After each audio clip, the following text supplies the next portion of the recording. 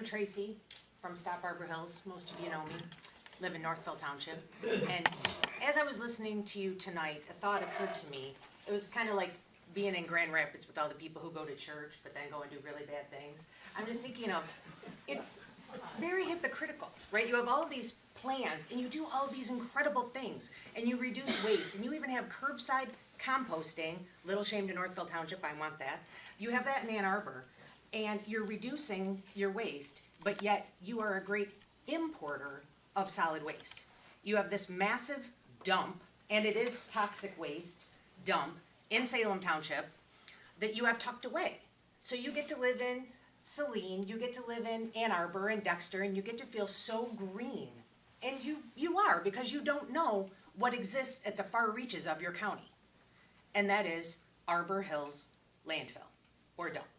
And I hope that you will think about that as you move forward in this plan, because I spoke with Scott Miller from the DEQ right before Christmas, and he assured me these gases, they are not odors, they are noxious gases, that we will deal with that, he quoted, at least 50 years. Okay? So how many years do all of us have left, right? 50 years. So we're already dealing with it for 50 more years without an expansion or without a new landfill. And to John Spur's point, I think it's fantastic, because another point that's been ignored in this entire process is in 2009. Why haven't we talked about 2009? A massive vertical expansion was approved of Arbor Hills Landfill. There was no solid waste planning committee seated, right? Because they called it a vertical expansion. They used the existing footprint. Ergo, no solid waste planning committee was necessary. So that's exactly what John is talking about, all of these sneaky ways that these massive companies find to circumvent these processes. And so that absolutely needs to be included in this plan update. As far as, I don't know if you're all aware of the 901 violation that was issued. I emailed it to everyone I had an email address for on the committee today. I don't know if you all received it. One of them was actually kicked back to me. But I don't know if you're aware of what a really big deal that is. Today, again, Scott Miller, he's kind of become my buddy at the DEQ, he said that in all of the air quality division of the Michigan Department of Environmental Quality, they only issued 2 last year. 2.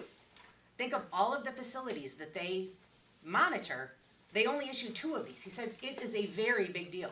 He said they spent over 100 hours monitoring the neighborhoods, because this is a different animal. When you have a 901 violation, that means it's hurting people. So it's very different from all of the other violations. And keep in mind, they've had 500 plus odor complaints from over 100 unique individuals on 140 different days.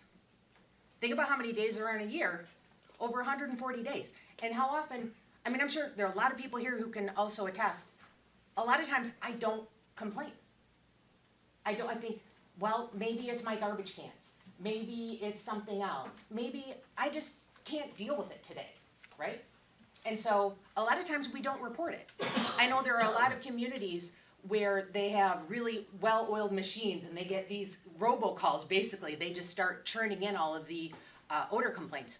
We aren't like that. We're busy people. We have a lot of stuff to do. We're trying to live here. So it's underreported, and yet there are over 500 complaints. And also, we had a meeting with Larry Bean from the DEQ. He's actually the district manager in Jackson, which oversees the landfill. And he confirmed to us that Advanced Disposal is accepting radioactive waste. I think probably some people here are surprised to hear that. And they're accepting radioactive waste from US Ecology in Detroit.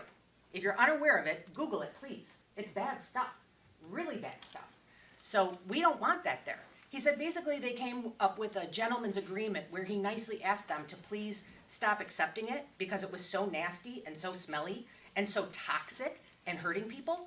So they said, okay, we will for now, but there is no law, there is no policy to support this. So at any time, in fact, they could be accepting it again. We don't know.